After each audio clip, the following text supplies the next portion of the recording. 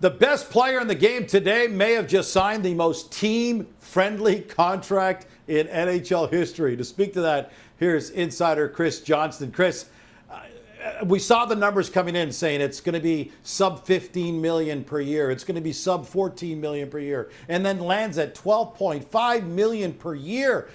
What was your level of shock when the actual number came out?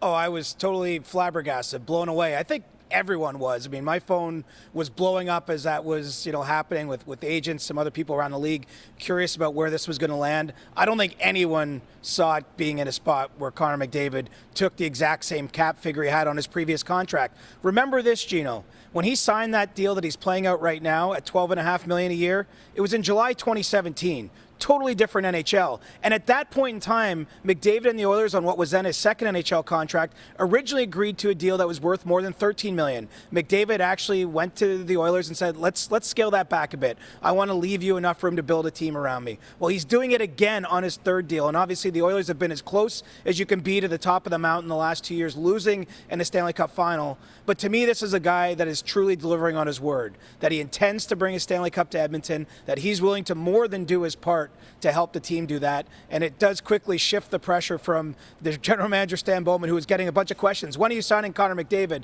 Now it's going to be, what are you doing with this extra cap space that he's just gifted you for the next 2 seasons beyond this one? I want to follow up on Oiler management led by Stan Bowman right now. The pressure on him was to get McDavid signed. Now that's done. Basically, it was McDavid sliding a piece of paper over, and Bowman said, okay, great, fantastic. Feels like he won the lottery.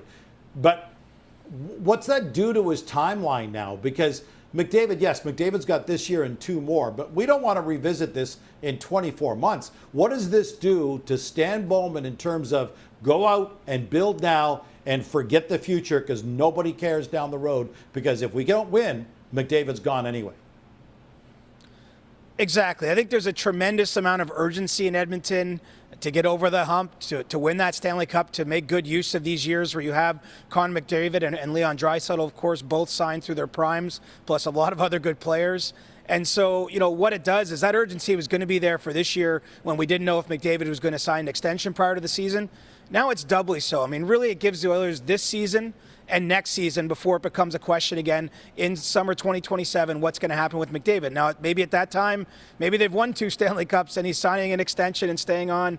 It could go another way, of course. But really, I think it gives the Oilers confidence that this season and next season, there'll be no questions about Connor McDavid's future. And they are going to have room now to operate, to make other signings, to bring in other players. And that's something that was important to Connor McDavid. I mean, look, he was so open during this process. I have to go back again. I think he was a man of his word. And one of the things he said, in addition to wanting to have his top priority being winning in Edmonton, is that, he wanted to be sure that it was a team that has a chance to contend again and again. And where we sit here today, I'm not sure we can completely say that for the coming years, specifically beyond this season.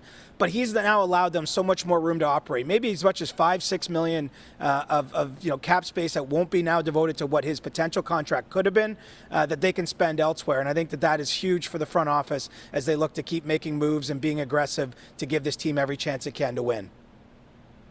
I can't imagine everybody's happy, though. As your job as an insider, you're constantly in conversations with the Jack Eichel camp, Kyle Connor, Artemi Panarin, all of them are still pending UFAs at the end of the season. They're in the final year of their contract. When they saw Kaprizov sign for $17 million, they thought, great, this is going to pull all the salaries up.